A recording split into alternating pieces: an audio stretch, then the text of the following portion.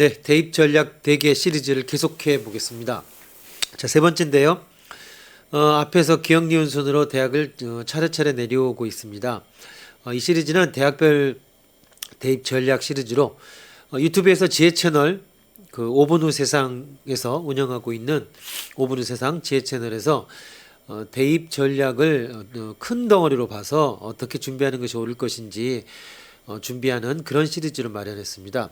이 시리즈의 목적은 말 그대로 대개입니다. 그러니까 지금 고3 학생이 수능을 보고서 나온 점수를 가지고 바로 대학에 지원하는 그런 용도라기보다는 좀 시간이 좀 있는 학생들, 이제 한 학년씩 올라가게 되겠죠. 예비 고1 학생들은 고등학생이 되고, 그 다음에 고1, 고2 학생은 고2, 고3이 되겠죠. 그러면 이제 그동안 그 내신이라든가 학생부라든가 이런 것들을 종합해서 어떤 이제 전략들을 세워야 될 텐데, 이 전략이라고 하는 것이 항상 그 닥쳐서 해결을 하다 보면 저 같은 경우 이제 오랫동안 컨설팅을 해왔지만 그 컨설팅이 사실은 닥쳐서는 있는 것을 그냥 때우는 거 뭐 이 정도입니다. 그래서 이제 그 특별하게 뭔가를 만들어내거나 아니면은 적절한 방향을 제시해 줄 수 있는 그런 경우의 수가 적기 때문에 기본적으로 좀 시간을 가지고 준비하는 게 옳겠다라는 겁니다. 그리고 정시는 아시다시피 이제 수능을 준비해서 수능을 시험을 봐서 그 점수를 가지고 하는 거니까 그거보다는 오히려 더 문이 많이 열려 있고 그다음에 이제 전형 자체가 학생들의 장단점을 이제 감안한 그런 전형이라고 할 수 있는 수시 전형을 미리미리 준비하는 거. 그리고 이제 이 수시 전형 같은 경우는 대부분의 학생들이 안 한다 뭐 지원 뭐 안 맞으면 지원을 안 하네 하지만 사실은 실제로는 거의 대부분 지원을 합니다. 그래서 미리미리 준비해서 하는 게 맞겠다. 그리고 제가 항상 하는 얘기지만 사회가 변화하고 있습니다. 사회가 크게 변화하고 있죠. 특히나 지금 우리가 겪고 있는 코로나라고 하는 것은 정말 사상 초유의 사태라고 할 만하죠. 예전에도 물론 이런 팬데믹이 있었죠. 중세시대 때도 흑사병도 있었고, 뭐 콜레라도 있었고 이런 병들이 많았지만 전 세계가 이렇게 하나로 묶여 있는 이런 시대는 없었던 거죠. 정보들이 다 왔다 갔다 하고 그리고 비행기나 교통수단의 발달에 의해서 훨씬 더 가깝게 있는 상태에서 이런 것들이 벌어지고 있기 때문에 훨씬 더 무서울 뿐만 아니라 어떤 그 변화의 방향이나 아니면 이런 팬데믹의 영향력 이런 것들이 훨씬 더 커져버린 사회가 된 것이죠. 그래서 이 팬데믹이 지나고 나서는 어떤 시대가 올 것이냐. 물론 이제 그 전에도 우리가 4차 산업혁명이니 뭐 이런 것 때문에 변화가 예고된 상황에서 이런 것들이 좀 더 전문가들은 더 땡겨지는 것이 아니냐. 이제 이렇게 그 전망들을 하고 있죠.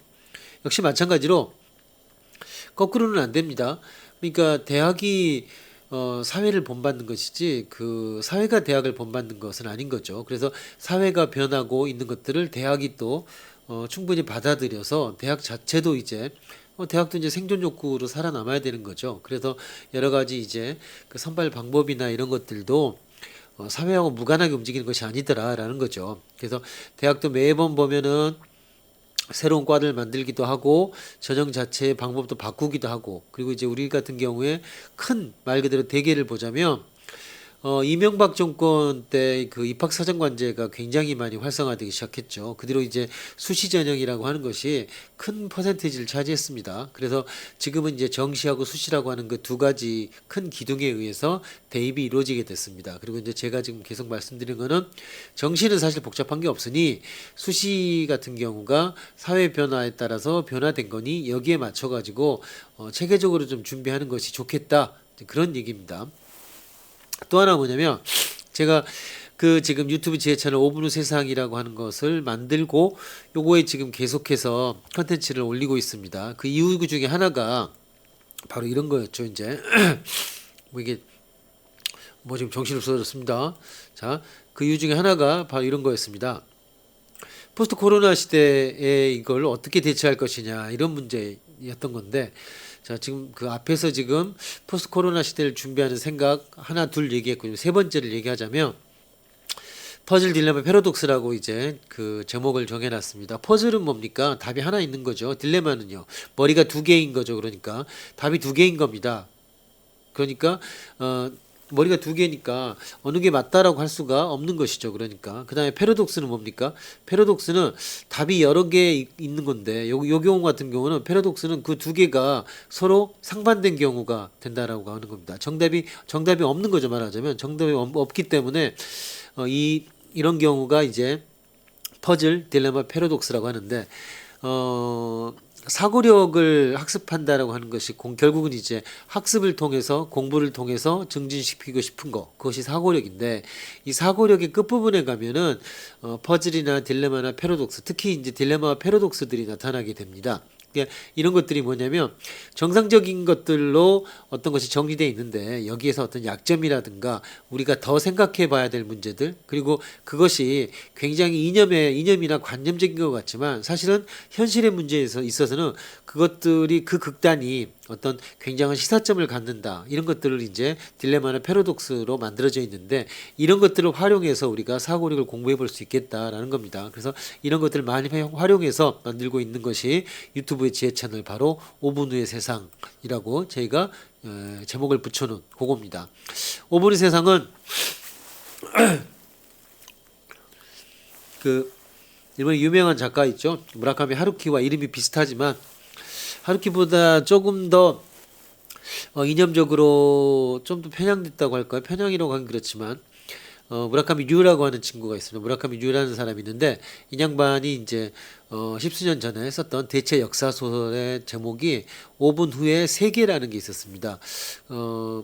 꽤 그 인상적으로 읽었던 책인데 거기에서 제가 따온 건데 5분의 세상이라고 하는 게 5분만 좀 시간을 주라 이거죠. 그러니까 그러면 그 다음 세상이 바뀐 걸 보여주겠다. 무라카미 류의 소설도 그렇습니다. 5분이 딱 지났는데 전혀 세상이 바뀌어 있다라는 대체 역사 소설이었습니다.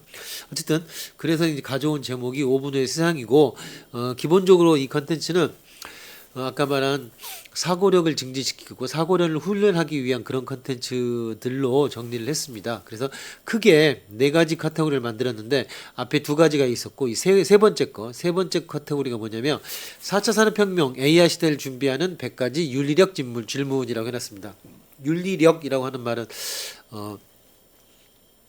신조어로 만든 건데요. 이제 윤리라고 하는 것이 사실은 착하게 살자.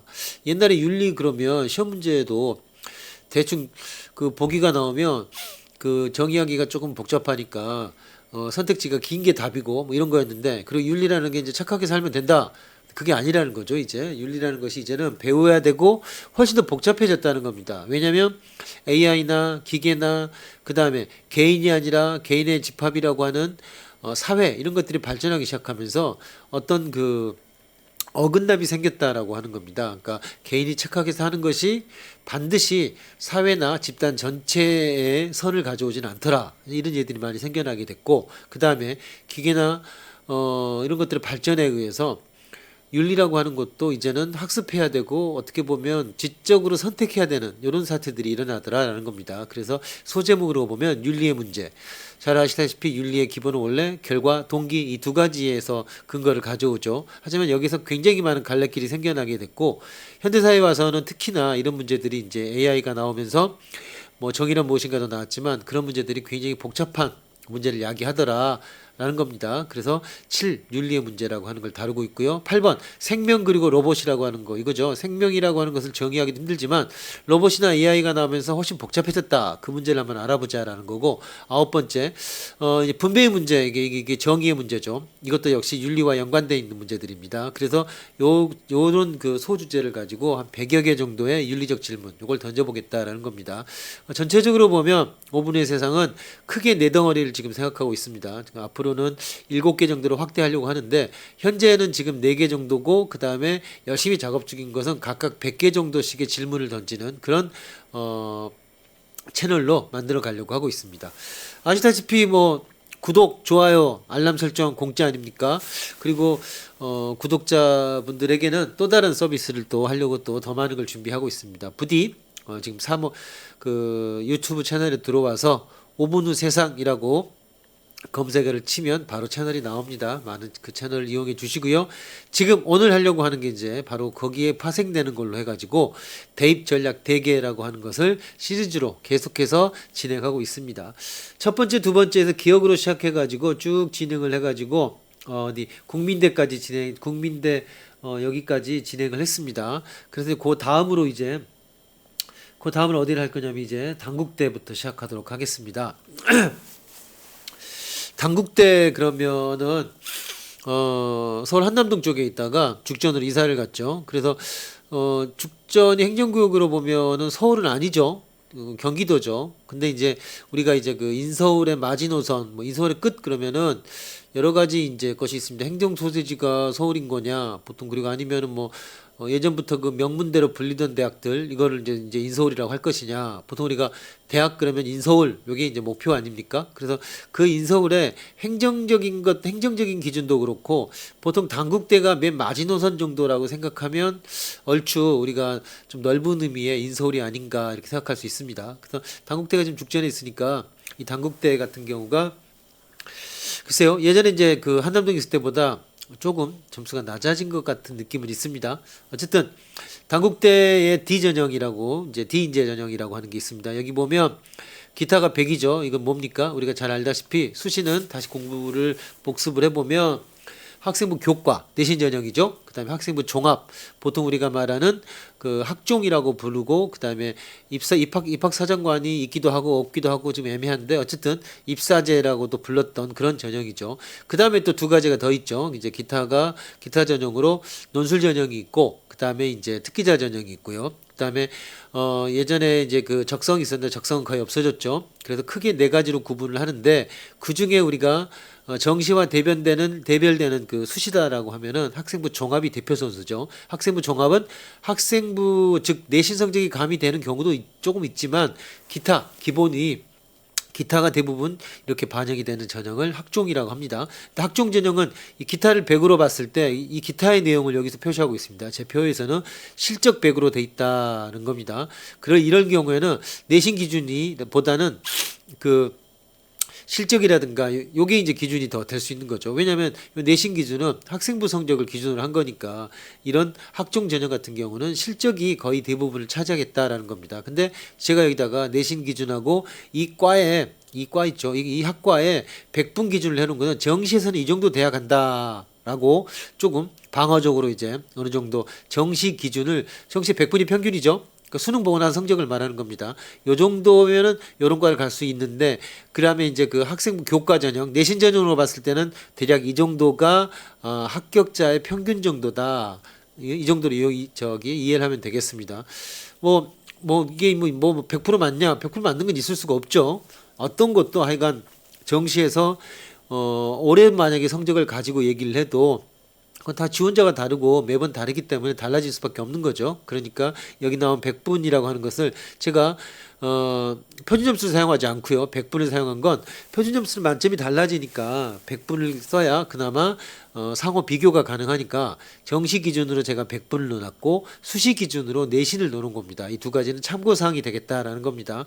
다음부터 죽전 같은 경우는 지금 보면 내신 기준으로 볼 때 3점대 정도, 요 정도로. 그 다음에 이과 같은 경우는 3점대 중반까지, 요 정도가 내신 기준으로 볼 수 있겠고, 그 다음에 100분 기준으로 봤을 때 80점대, 3등급이죠.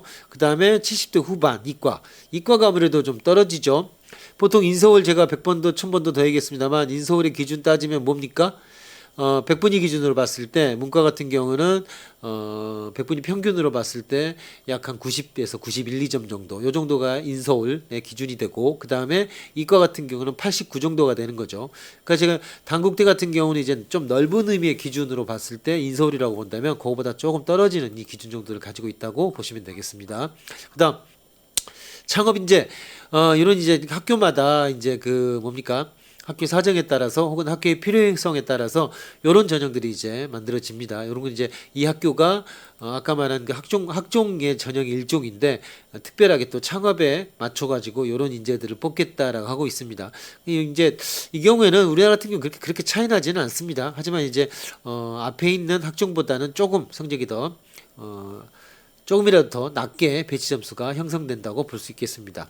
그다음 학생부 교과 이거 뭔가요? 딱 보니까 학생부 100이죠. 그러면 학생부 교과 전형이라는 거죠. 이 경우에는 100분이라고 하는 정시도 기준으로 볼 수 있겠지만 이 경우에는 이 내신 기준이 거의 대부분 이게 이제 결정적인 얘기가 될 수밖에 없죠. 뭐냐면 학생부 여기 보는 대로 학생부를 100% 반영하기 때문에 여기 실적 100 해놓은 거는 의미가 없습니다. 왜냐면 기타가 0이니까 자, 학생부 100이면 이 내신으로 끝장이 난다는 얘기입니다. 그러니까 이 경우에는 내신이 보통 우리가 인서울의 근거라고 하는 것이 좀 범위를 좁히면은 1.78 정도인데 여기는 2점대 초반, 그 다음에 이과 같은 경우 2점대 중반 요 정도까지가 합격선이 될 수 있겠다는 겁니다. 자, 항상 여러 번 얘기하지만 내신의 기준이라고 하는 것은 뭡니까? 합격자의 평균 정도로 생각해라.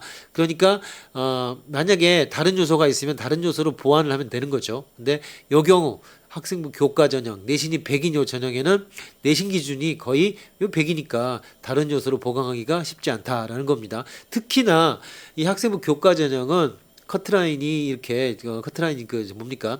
이 점수가 높습니다. 왜냐하면 전국적으로 지방에 있는 학생들도 내신 좋은 학생들도 전부 서울 경기권으로 올라오기 때문에 내신으로 가는 이런 전형들 같은 경우에는 점수대가 아주 이렇게 높게 형성될 수밖에 없다고 생각이 됩니다.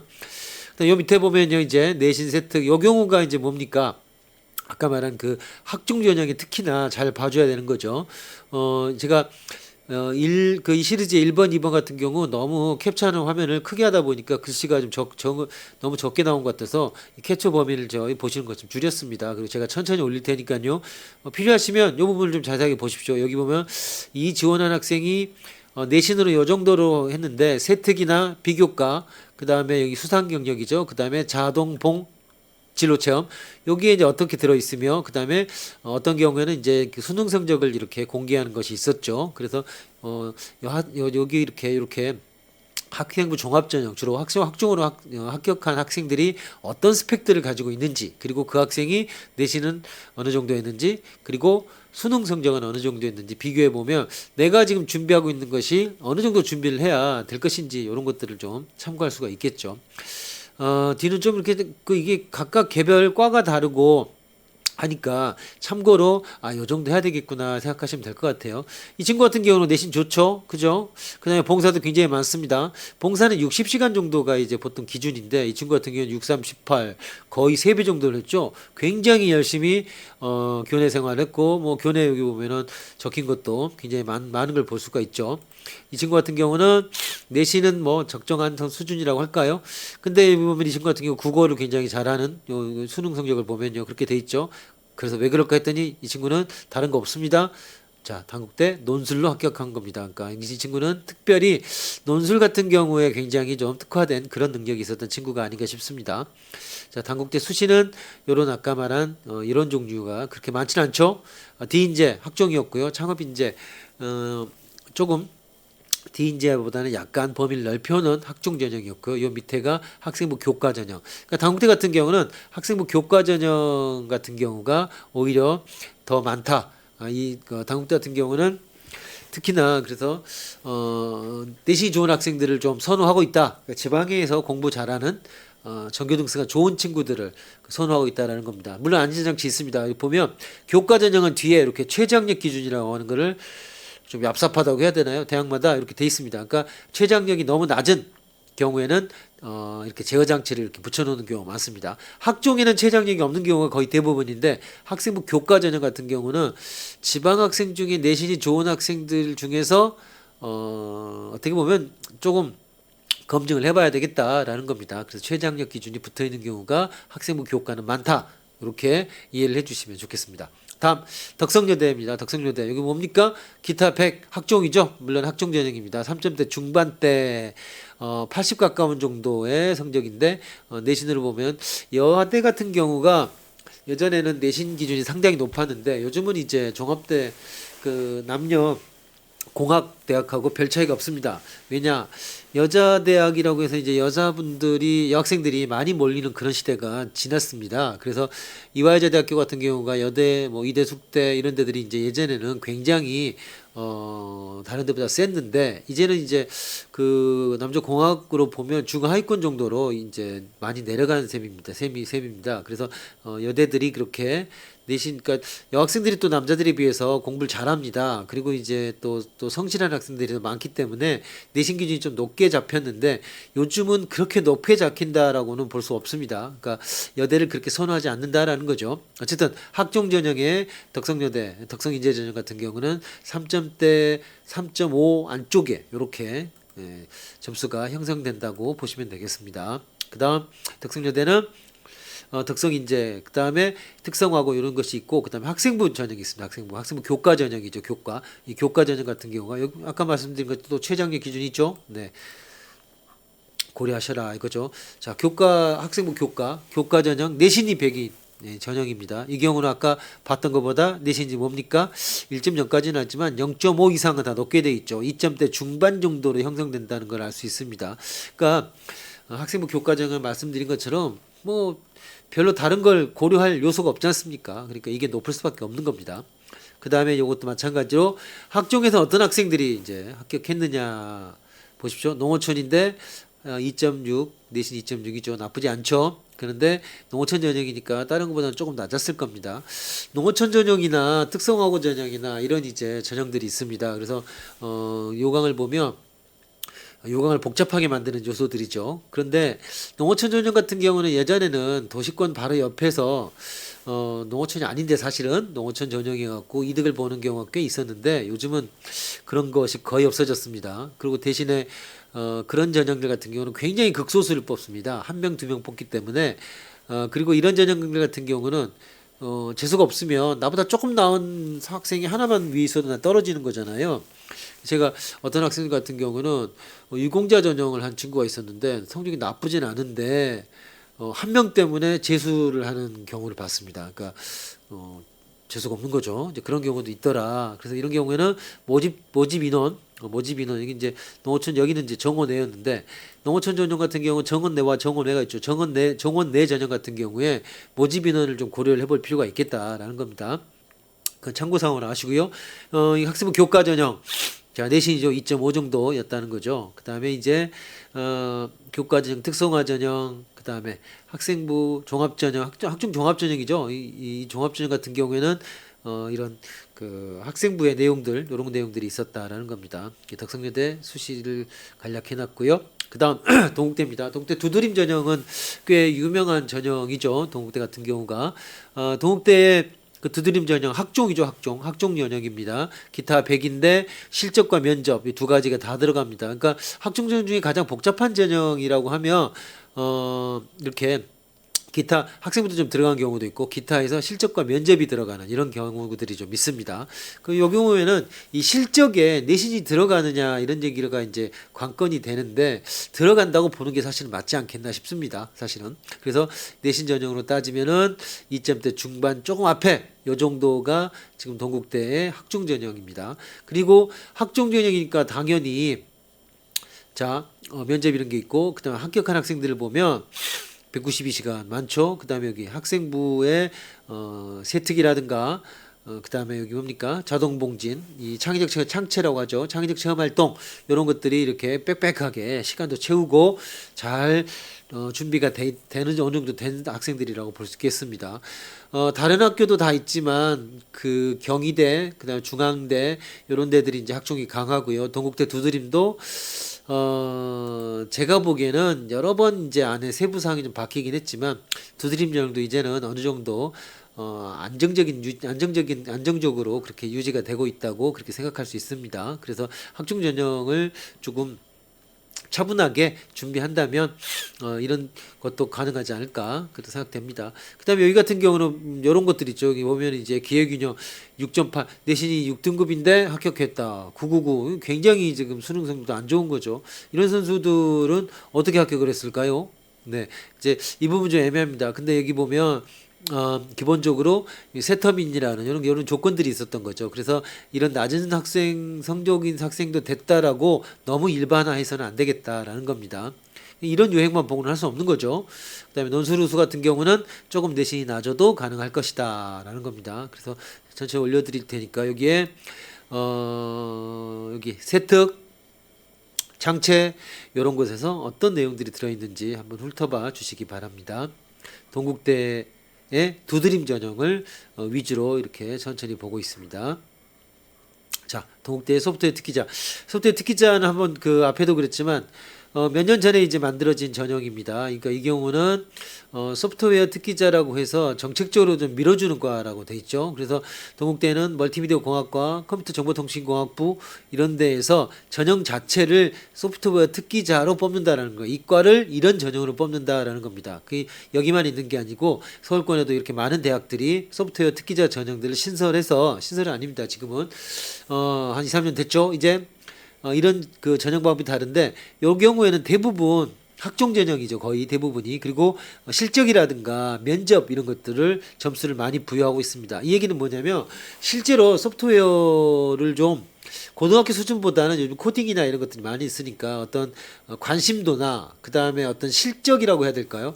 뭐 대회를 나간다든가 아니면 학교 내 활동을 통해서 이런 것들을 좀 보여주라라는 겁니다. 그리고 그걸 갖고서 실적으로 1차를 하고 보통 2차에서 면접을 보겠다라는 겁니다. 그러니까 이 경우에는 내신이 일단 이렇게 해놨습니다만 내신하고 100분 기준을 이건 합격자 평균이니까 요거보다 내신은 한 등급 정도 100분은 5점 이상 평균 떨어져도 요 경우에는 실적이나 면접으로 충분히 만회할 수 있겠다라는 겁니다. 그런 전형들이 이렇게 소프트웨어 전형이라고 할 수 있겠다라는 겁니다. 자, 동국대는 정리 보면 두드림 학종이었죠. 소프트웨어 특기, 문학 특기자 있으면 문학 특기자. 예, 동국대 어디 몇몇 대학이 이제 동국대하고 어디였습니까? 국민대 요런 데들이 문학 특기자 전형이 있습니다. 그 동국대는 불교계죠. 그래서 이제 불교 추천 인재 이런 전형도 있습니다. 그다음에 어학 특기자 전형 많지는 않지만 조금씩 있습니다. 그래서 요런 특별한 전형들, 특기자 전형 요런 것들은 이제 제가 여러 번 말하지만 늦어도 1학년 말까지는 이런 전형을 준비한다라고 하면 여기에 준비에 맞는 것들이 이제 필요합니다. 그래서 이제 그때까지는 결정을 해야 되겠다라는 겁니다.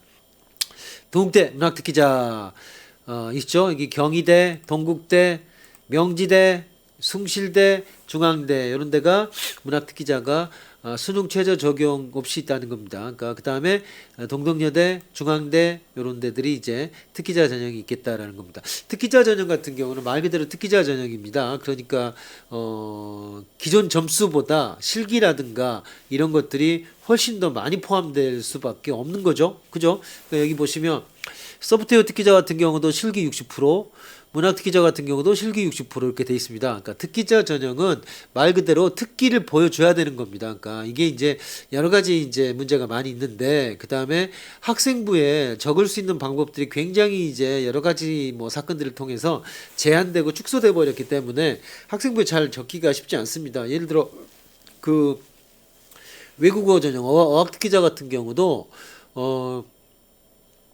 영어의 토익이나 토플 뭐 그다음에 뭐 일원이 중국어니 이런 거 성적들을 적을 수가 없어요. 왜냐하면 외부 대회로 간주되기 때문에 적을 수 없습니다.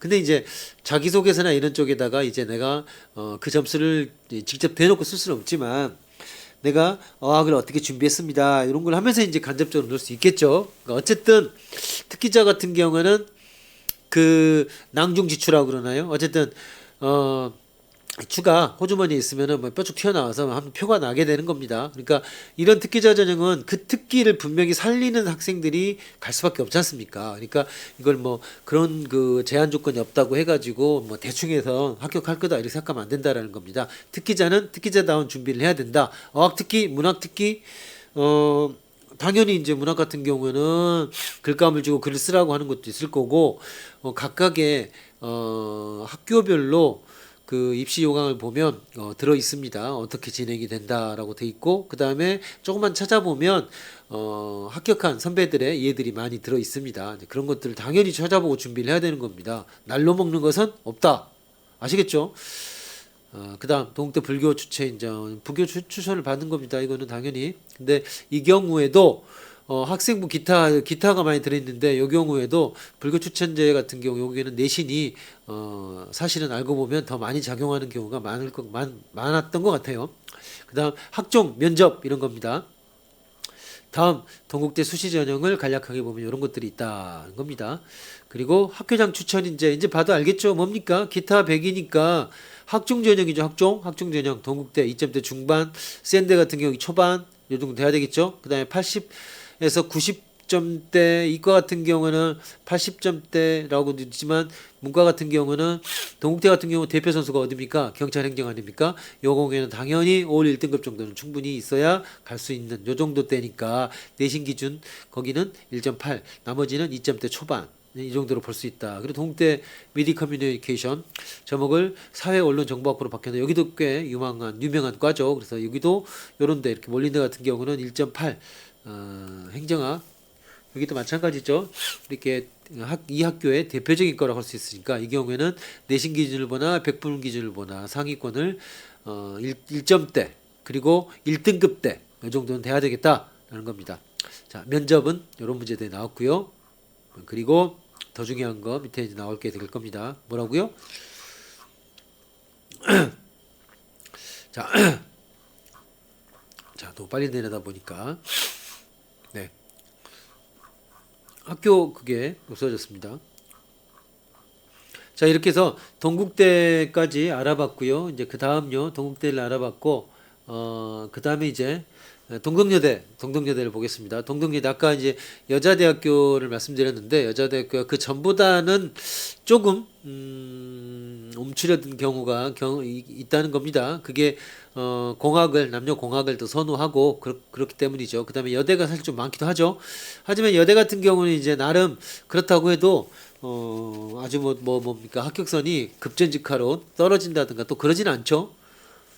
그 3점대 정도를 보이고 있고요. 그 다음에 면접은 학종 면접 같은 경우에는 이런 내용들이 나왔다라는 거고요. 그 밑에 이제 더 중요한 거 여기 자 내신 3.5등급일 경우 어느 정도 있었느냐.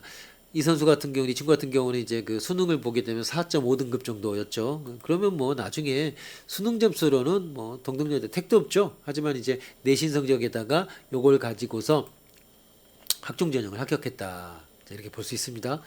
자, 동경여대 특기자 전형 어떤 게 있을까요? 문학 특기자 있고요. 어학 특기자 있겠죠. 자, 어학 특기자 있고요. 이 어학 특기자 같은 경우 학교마다 약간 조금씩 다릅니다만 동국대 같은 경우는 지원자처럼 면접을 본다. 동덕여대 이렇게 돼 있죠. 면접. 그러니까 뭡니까? 학교가 그만큼 투자해서 면접을 보기 때문에 면접 성적이 중요하다. 그럼 면접을 뭘로 할까요? 여기 보면 이제 동국대 같은 경우는 시험 성적의 기준을 사실 제시하고 있습니다. 토플 100점입니다. 대부분의 어학특기자 전형이 다른 성적도 이제 그 같이 그 뭡니까 수평으로 비교를 해봐야 되겠지만 영어 같은 경우는 토플 IBT 토플이죠. IBT 토플 100점. 그다음에 토익으로 따져보면 한 900점. 요 정도가 특기자 전형의 합격선이라고 마지노선이라고 생각하시는 게 좋겠습니다. 그래서 어학 성적 없이 갈 수는 거의 없고요. 이 정도 있고 그다음에 이제 이런 것들을 조건으로 제시를 하는 경우도 있고 안 하는 경우도 있지만 결국은 또 면접까지 봐야 되는 그런 전형이 되겠다라는 겁니다. 이 경우는 그러니까 수능도 필요 없고 내신도 그렇게 크게 작용하지 않는 경우가 많습니다. 거의 대부분 면접이나 서류로 끝나는 그런 전형이 되겠습니다. 이런 전형들이 있는데 이영훈 같은 경우에는 지금 말한 대로 공인 성적도 반드시 학생부에는 안 올라갈지라도 따야 되기 때문에 미리미리 정해서 1학년 여름방학 늦어도 겨울방학 때까지는 자 준비를 하겠다라고 목표를 설정해야 된다라는 겁니다. 그래서 그런 전형들이 여기 지금 학교마다 지금 어학 전형이죠. 어학특기자 전형들 말 그대로 다 어학계죠. 어학계 물론 이제 다른 과도 좀 경영학과도 좀 있습니다만 이런 게 어학 전형이나 특기자 전형 혹은 글로벌 인재 전형 어학우수자 특기자 이렇게 이름은 약간 전형 이름은 다르지만 전부 어학특기자 전형이라고 할 수 있겠다라는 겁니다. 이런 것들이 있습니다.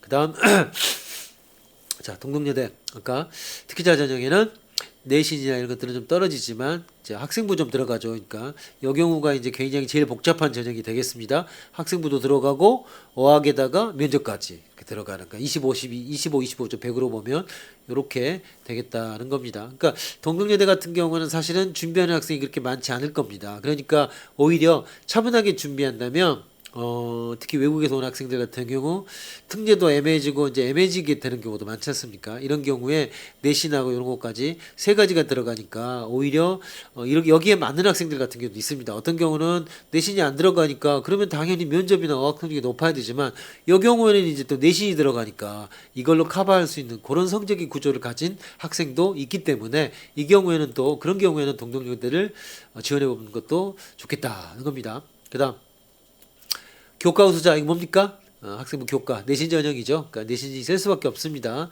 생각보다 좀 세죠? 2점대 중반입니다.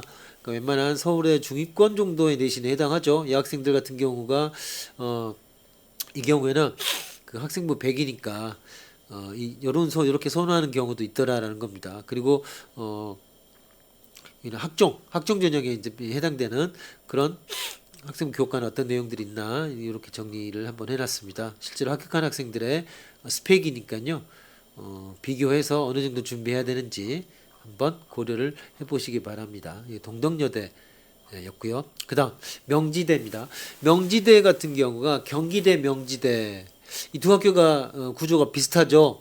서울에 캠퍼스가 좀 있는데 거기는 문과 몇 개 과들이나 문과가 있고 그다음에 이제 대학원이 있던가요? 그다음에 이제 이과나 이런 경우에는 경기도 쪽에 캠퍼스가 내려가 있는 그런 그 구조로 이렇게 돼 있습니다. 그래서 이 두 개가 경기권에서의 대표 선수, 서울권에서 바로 벗어나서 대표 선수라고 할 수 있는 그런 데들입니다. 그 명지대 같은 경우에 여기 문과 계열에 있는 것들 학생부 교과 전형 내신이 나쁘지 않습니다. 이게 꽤 상당히 높게 돼 있습니다. 왜냐하면 여기도 일단 여기도 꽤 오래된 학교인데다가 그 다음에 서울에 있지 않습니까? 학교가 뭐 이게 그 지리적인 요건도 무시할 수가 없어요. 그래서 저렇게 점수가 형성이 돼 있고요.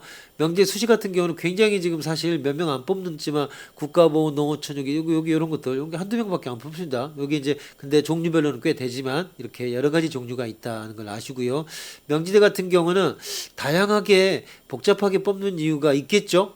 그죠? 자, 이런 게 같은 경우에는 학생들을 좀 더 여러 조합을 통해 가지고 조금이라도 더 대상되는 학생들의 성적을 좀 높여보겠다 이런 노력인 것 같아요.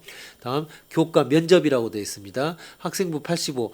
자, 내신이 굉장히 중요하지만 면접이나 실적까지 해서 자, 이 경우가 그러니까 굉장히 복잡하죠. 그러니까 오히려 어리버리하다고 해야 되나요? 그러니까 이도저도 아니고 복잡하게 지금 성적이 내신으로도 애매하고 그 다음에 학종도 좀 애매한 것 같고 이런 학생들 같은 경우에 특히 서울권에서 많이 지원을 하고 있기 때문에 내신도 그렇게 떨어지지 않고 여러 가지가 나쁘게 말하면 좀 애매하다고 해야 되나요? 좋게 말하면 팔방미인인데 다 선두권은 아니고 요런 이제 학생들이 더 맞는 그런 전형이라고 하겠습니다. 자, 그래서 학종 면접 있고요. 여기 보면은 학생부에 또 내신 스펙이라는 것이 어떻게 적용되고 있는지 학종이죠. 학종 같은 경우에는 여기도 마찬가지로 3점대 정도죠. 인서울권 대학이니까 면접이 있고 요 뒤에 보면 이제 정리해놓은 합격자들의 어떤 그 스펙이라든가 자 용인이죠. 여기 말씀드린 것처럼 몇 개과와 이과들이 이제 명지대 용인 캠퍼스에 이렇게 있습니다. 그러니까 이거 만약에 이 분교라고 할 수가 없는 거죠. 그죠? 그리고 이런 과들이 있고 그 다음에 교과 면접도 있습니다. 용인 면접 학생부 교과 전형이라고 아까 문과하고 똑같은 형식이죠. 그 다음 학생부 종합 전형도 있습니다. 이 종합 전형 같은 경우가 이제 중요한 게 기타가 100인데 실적과 면접이 7대 3의 비율로 돼 있다라는 겁니다. 이게 대표적으로 학종 전형이라고 할 수 있겠습니다. 자, 그래서 명지대 걸 정리를 해보면요. 종류가 여러 가지가 있지만 여기 같은 경우가 지방이나 지방 학생들보다는 사실은 경기대 명지대 같은 경우는 지방에서는 또 서울 올라오는 것이 쉽지 않기 때문에 오히려 덜 알아주지만 서울 경기권은 워낙 그 경쟁이 세니까 거기서 약간 벗어난 학생들 같은 경우 뭐 내신도 그렇고 그 다음에 학생부도 좀 그렇고 이런 친구들 같은 경우가 경기대 명지대 이런 데를 이제 선호하는 그런 경향이 있더라라는 겁니다. 이 두 학교가 그래서 그 어떤 마지노선에 걸쳐 있는 그런 이제 대학이라고 할 수 있겠습니다.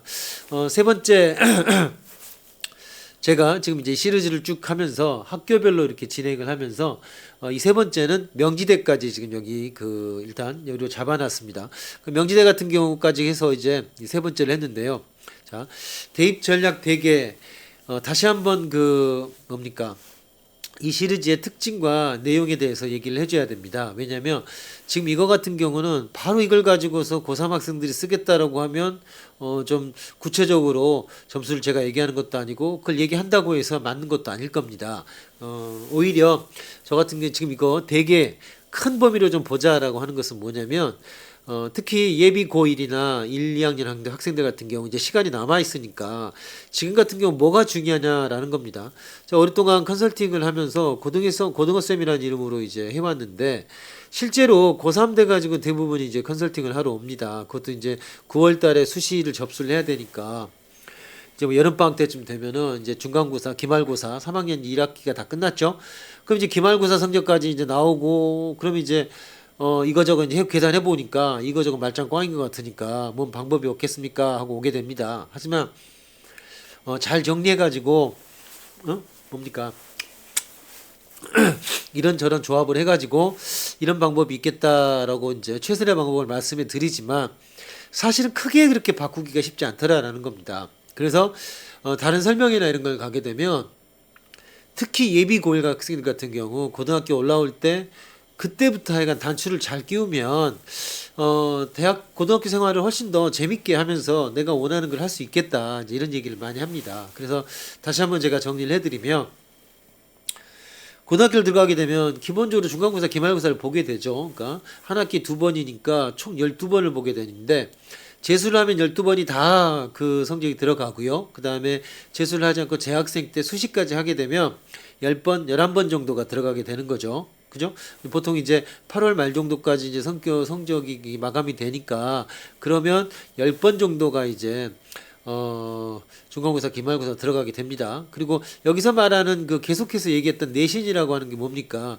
그 교과 성적의 누적 평균입니다. 가중치가 적용이 되잖아요. 국어나 수학, 영어 같은 경우는 시수가 많기 때문에 당연히 거기는 이제 조금이라도 실수하면 팍 떨어지죠. 그래서 가중치가 적용이 되고 그것이 또 누적이 됩니다. 그러니까 고등학교 전체를 따지면 12번의 중간고사, 기말고사 성적이 누적이 됩니다. 그러니까 이게 어떤 문제가 생기냐면 중간에 한번 삐끗하게 되면 만회하는 게 쉽지 않더라라는 겁니다. 그러니까 1학년 때 안 좋았는데 2학년, 3학년 때 만회하려고 해도 1학년 때 만약에 5등급이다. 2학년 때 1등급을 만들어도 더하면 6이니까 한 반에서 잘해야 3등급 쉽지 않아지죠. 그러니까 내신이라고 하는 것은 정말 3년 내내 관리하기도 쉽지 않고 그 다음에 시간이 지날수록 떨어질 확률이 높아지게 되지 않습니까? 내신이라는 게. 그죠? 그러니까 상대평가인데다가 한 번만 실수해도 그 학생 입장에서 보면 떨어지게 됩니다. 누가 비집고 올라가서 내신을 뭐 더 좋아지는 게 아니니까 전체적으로 내신이라고 하는 건 점점점 다들 숫자가 높아진다. 떨어질 수밖에 없다라는 겁니다. 그래서 내신이라고 하는 것은 관리를 하려고 작정을 하면 애초에 초반부터 잘해야 된다라는 겁니다. 그래서 내신을 기준을 제가 2.5등급이라고 항상 얘기를 합니다.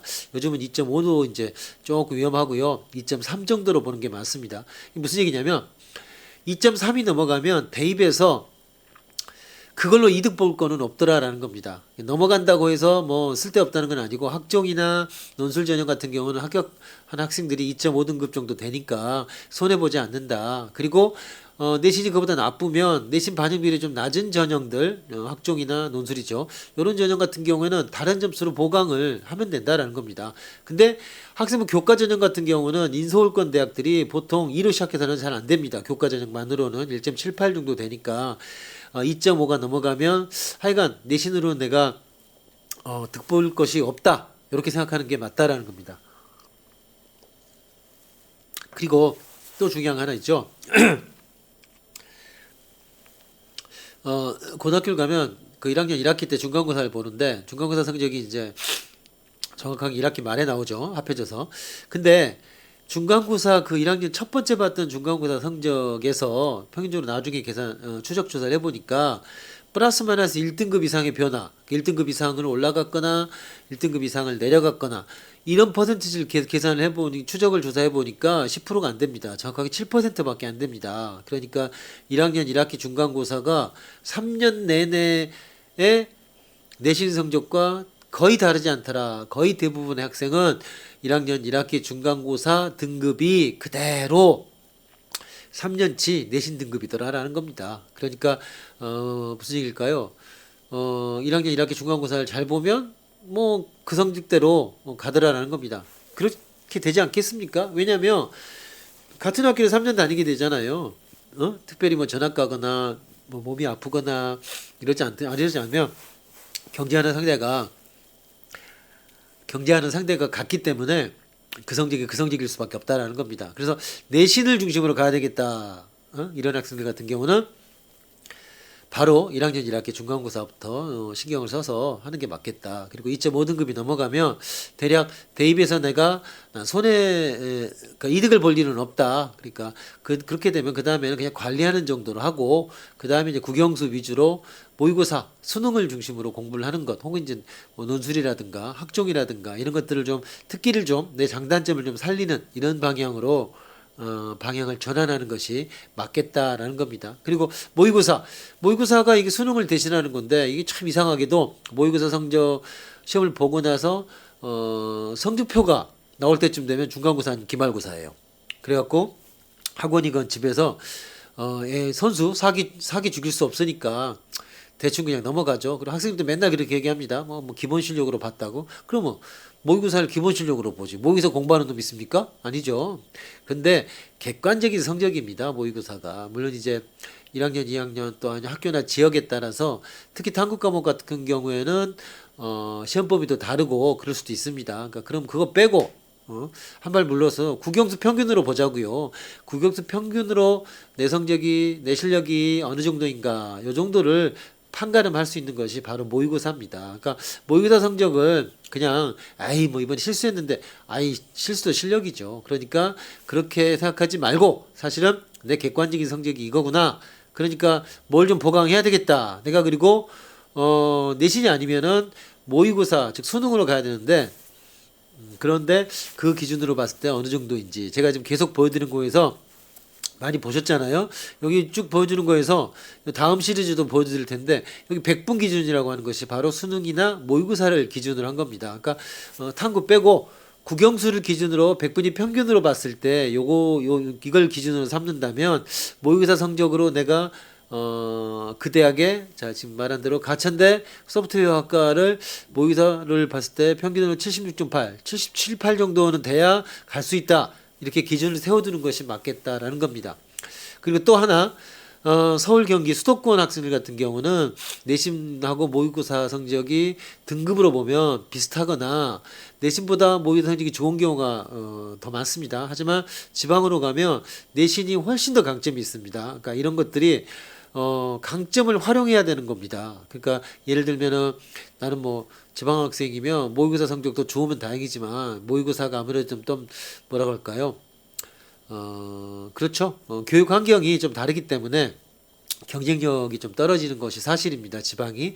그래서 내신이 훨씬 좋습니다. 그래서 수시에 내신이나 학생부 교과 아니면 학생부 종합 이런 전형들에 좀 이렇게 타겟을 맞춰서 미리 준비한다면 훨씬 더 좋은 성적을 거둘 수 있겠다라는 겁니다. 실제로 그러니까 뭐 학종을 없애네, 수시를 줄이네, 뭐 얼마 전 사건들 때문에 정시를 늘리네라고 해도 오히려 그 학생들이나 그 지방의 고등학교에서 학생들의 진학을 담당하는 선생님들은 얼마 전에 몇 년 전에도 그런 게 있었죠. 학종이나 수시를 하도 그 언론에서 말이 많으니까 줄이네 마네해서 공청회를 해봤는데 일부에서 그냥 뭐 전부 다가 뭐 문제가 많고 뭐 깜깜이 전형이니까 줄여야 되네 어쩌냐 되네 했는데 2부 딱 되니까 지방에서 올라오신 선생님들이 그거 그러면 안 된다. 이 수시 전형 이런 게 없어지면 그나마도 보낼 수 있는 우리 제자들을 더 못 보낸다. 이런 말씀들을 많이 하셔서 학종이라든가 이런 것들이 그 뒤로도 이게 생각했던 거하고 좀 다르구나. 그리고 대학도 마찬가지입니다. 학종 전형이나 이런 것들이 십수년 이렇게 꽤 진행이 되어 왔기 때문에 선발 기준이라든가 이런 것도 대학마다 기준들이 많이 이제 진행이 됐습니다. 그래서 이제 대학도 뽑는 방법이 있고요. 그다음에 특히나 또 수능 보고 온 친구들 같은 경우는 요번에 그 코로나 때문에 학교를 더 많이 못 가서 반수생이 엄청 늘었다고 하죠.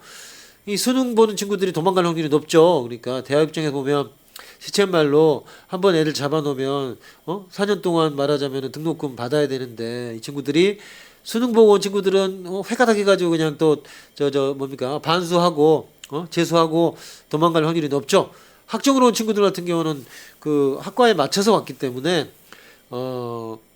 수능으로 정시로 온 친구들보다 반수를 결정하기 더 어렵다는 거죠. 그러니까 재수를 결정하기가.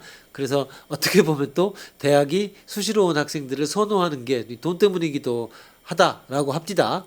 어쨌든 간에 이렇게 수시 전형이라고 하는 것이 생각한 것처럼 요즘 보니까 뭐 말도 아니에요. 뭐 정시로 가네. 정시로 가야 된다고 지금 떠들면 좋은 데들 있지 않습니까?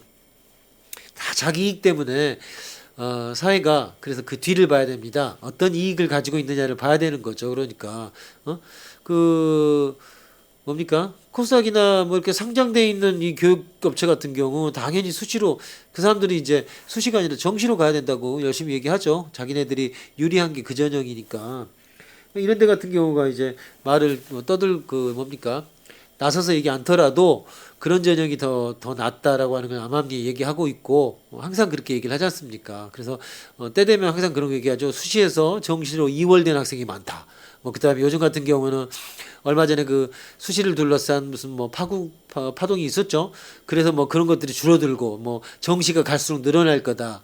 뭐 큰 폭으로 늘어나서 하지만 지금도 수시가 훨씬 더 많은 숫자를 차지하고 있죠. 그리고 실제로 대학에다가 얘기를 하면 그렇게 많이 줄이지 않고 대신에 그 적성이나 이런 것들이 이제 줄어들거나 그 숫자들을 정시로 돌리는 그런 경향들은 분명히 있습니다. 하지만 앞으로도 여전히 정시와 수시라고 하는 두 기둥은 대학 입시에서 어느 한쪽으로 별로 기울을 것 같지는 않다. 그러니까 괜히 이걸 뭐라고 하나요? 팔랑귀여 가지고 자꾸 그런 얘기 듣고서 휩쓸리지 말고 대학들이 제가 지금 한 대학별로 이렇게 얘기를 해드리고 있지만 대학별로 굉장히 디테일하게 이렇게 기준들을 가지고서 자기 대학도 더 조금이라도 더 괜찮은 학생들을 더 뽑으려고 이렇게 준비를 하고 있습니다. 그러니까 거기에 맞춰서 준비하면 나쁜 게 아니지 않습니까? 대학이 원하는 거에 맞춰서 내 장점을 거기에 맞춰서 준비를 하면 그리고 미리미리만 준비하면 내신이라든가 모의고사라든가 이런 것들이 약하다고 해도 갈 수 있지 않겠느냐라는 겁니다. 그리고 또 중요한 게 뭡니까? 제가 계속 얘기하지만 바로 이겁니다. 공부를 왜 합니까? 좋은 대학 가기 위해서요? 아니죠. 제가 계속 얘기를 하지만 대학이 인생이 전부 아닌 거죠. 그리고 공부를 하는 건 뭐 때문입니까? 사고력을 늘리기 위한 것입니다. 자, 스마트한 사고력 훈련을 중심으로 해서 저희가 유튜브에서 5분 후 세상이라고 하는 채널을 유지하고 있고 거기에서 이렇게 대학 입시 전략이라고 하는 걸 대학별로 또 따져서 하나씩 얘기하고 있습니다. 제가 디테일하게 현실에 뭐 내일 당장 지원할 것 아니기 때문에 이런 큰 그림에 대해서 얘기를 하는 이유가 뭐냐면 자 수시가 저한테도 맞는 게 바로 이런 겁니다. 국영수 달달달 외워서 하는 것이 아니라 결국 우리는 학습을 통해서 사고력을 증진시키려고 하는 겁니다. 그래서 그 사고력을 증진시키는 방법이 뭐겠느냐라는 거죠. 그래서 맨날 얘기하면 저 4차 산업혁명이 어쩌고 해서 사고력이 있고 어쩌고 독창적 사고를 해야 되며 뭐 스티브 잡스가 뭐라 아유 백날 얘기하는데 그럼 사고력 어떻게 증진합니까? 라고 물으면 답을 못해요. 국영수 하면 돼요? 아니죠. 국영수도 좋은 방법이니까 대략적으로 국영수도 하지만 사고력은 사고력으로 늘리면 되는 겁니다. 그래서 사고력에 맞춰서 저희가 크게 4가지 정도로 그걸 또 이제 또 문제를 통해서 또 그래서 퍼즐이나 딜레마, 패러독스 이런 것들을 활용을 하고 그 다음에 논리학이랄지 아니면은 여러분들이 좋아하는 정체성이나 진화론 혹은 이제 수학과 과학, 수학과학도 문과 학생들은 포기하는 경우가 많은데 이런 것들에서 사고력은 좀 가져와야죠. 수학적 사고, 과학적 발상 이런 걸 가져와야 되니까 이런 것들을 재밌게 할 수 있도록 그거를 문제화하고 그 다음에 자세한 설명까지 해서 5분에서 10분 정도의 동영상을 저희가 꾸준히 올리려고 합니다. 구독, 좋아요, 설정 뭐 아시는 대로 다 무료 아닙니까? 그러니까 가능하면 광고는 좀 봐주시는 그런 아량을 베풀어 주시고 저희 사이트, 저희 채널에 들어와서 5분 후 세상 검색해서 들어와서 구독해 주시고 거기에서 매일 거의 일주일에 5개니까 그리고 새해가 되면 읽기 자료라든가 이런 것도 예술하고 접목되어 있는 여기 이제 4차 산업혁명은 더 맞는데 저희가 오랫동안 준비한 자료들도 제공하려고 합니다. 이런 것들을 매일매일 너무 많이 하면 머리 아프니까 조금씩 그래서 생각하는 힘을 좀 길러가는 그런 기회를 가졌으면 좋겠습니다. 저희가 오랫동안 준비했습니다. 부디 그런 것들을 한번 고려해서 한번 생각해 주시면 감사하겠습니다. 마지막으로 저희가 이 시리즈를 마련한 건 뭐 때문이라고요? 이것 때문이었습니다. 대학별로 각각의 대학에서 전공들 그리고 수시 전형을 미리미리 좀 생각을 한다면 훨씬 더 좋은 준비가 되겠다라고 생각해서 예비 고2, 예비 고3 학생들한테 맞는 그런 설명으로 대입 전략 대학별 대입 전략 시리즈라고 하는 것을 마련했습니다. 이번 시간은 3번째 시간이었고요. 그 다음 대학들도 다음 시리즈로 계속해서 만들어서 올리도록 하겠습니다. 앞에 1편, 2편은 기업부터 시작해서 가천대로부터 시작해갖고 넓은 의미의 인서울 대학들을 전체 전형을 하나씩 예를 들어서 설명하고 있습니다. 이번 시간은 3번째 시간이었습니다. 다음 시간에 또 뵙도록 하겠습니다. 감사합니다.